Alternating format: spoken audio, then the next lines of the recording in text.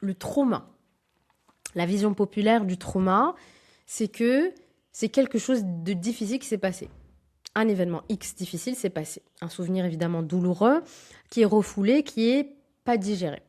Et la guérison consiste à retrouver ce souvenir, à le mettre en mots, à le comprendre et à le traiter mentalement, pour qu'il perde ensuite emprise sur toi. C'est une vision évidemment séduisante. Elle est partiellement vraie. Mais il manque quelque chose d'essentiel, donc c'est la compréhension de comment le trauma est stocké dans ton corps et dans tes cellules. Et puis, que dire de toutes les personnes qui ont une amnésie traumatique? Je parle pour moi, je le comprends complètement, puisque mes 17 premières années de vie, je ne m'en rappelle quasiment pas. Donc, je ne peux pas mettre en mots, en fait, je ne peux pas parler. La thérapie parlée avec moi, elle est impossible. Parce que si tu me dis parle-moi de ton enfance, je n'ai absolument rien à te dire de mon enfance, voire même de mon adolescence, jusqu'à ma vie adulte quasiment.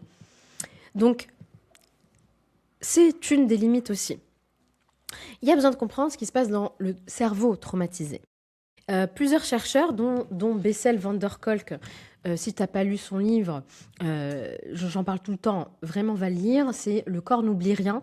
En anglais, c'est The Body Keeps the Score. Il a montré quelque chose de fascinant, j'ai envie de dire même troublant, grâce à l'imagerie cérébrale. Donc, quand quelqu'un revit un souvenir traumatique, même des années plus tard, hein, il y a une activation très forte des zones de survie du cerveau, notamment l'amygdale qui détecte les menaces et le tronc cérébral qui, lui, va gérer les réflexes de survie.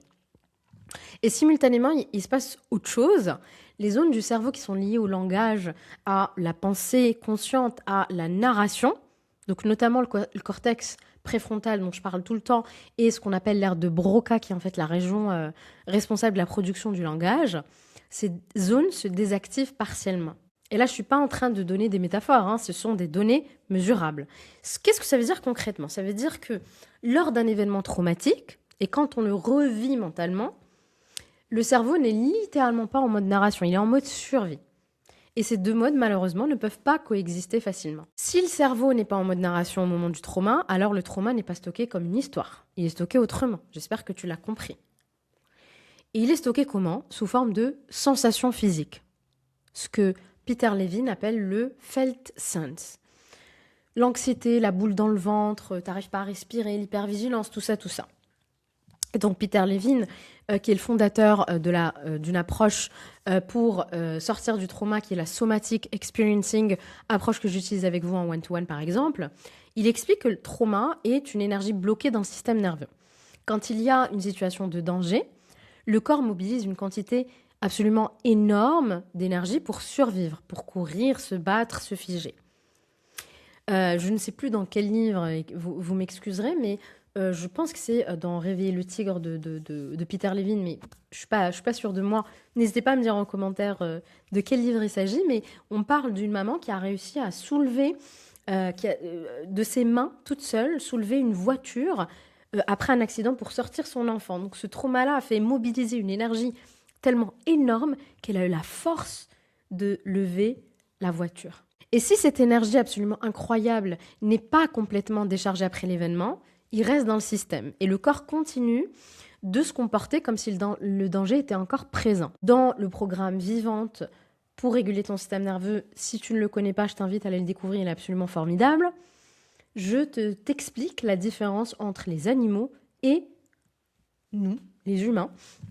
Comment les animaux déchargent finalement leur trauma, leur charge traumatique, et pourquoi nous, humains, nous avons des symptômes de stress post-traumatique, car on ne décharge pas. Donc si on ne décharge pas cette énergie-là, elle reste dans le système. Et le corps continue de se comporter comme si, en fait, la menace était là. Donc, une personne traumatisée va potentiellement sursauter au moindre bruit anodin. À la moindre situation sociale qui est ordinaire pour la majeure partie des gens, elle peut se figer. Elle peut ressentir de la panique, alors qu'il n'y a rien de dangereux objectivement qui se passe. Donc c'est le corps qui ne sait pas que c'est fini. Il n'a pas reçu cette information. Ok? C'est pas dans son langage en fait. Donc maintenant tu comprends pourquoi l'histoire, la raconter, peut ne pas suffire. Donc tu peux potentiellement construire un récit parfaitement cohérent, logique, lucide sur ce que tu as vécu. Tu peux comprendre les causes, les effets, le contexte, les responsabilités, tout ça, tout ça. Mais le corps, lui, va continuer de tenir le trauma dans tes réflexes, tes cellules, tes muscles. Et le problème ne vient pas de la compréhension, parce que souvent, tu as très bien compris. C'est juste une limite du langage face à quelque chose qui a été encodé en dessous du niveau de langage.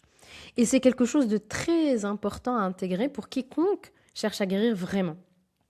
Comprendre n'est pas suffisant pour changer ce qui est gravé dans ton corps, dans ton système nerveux.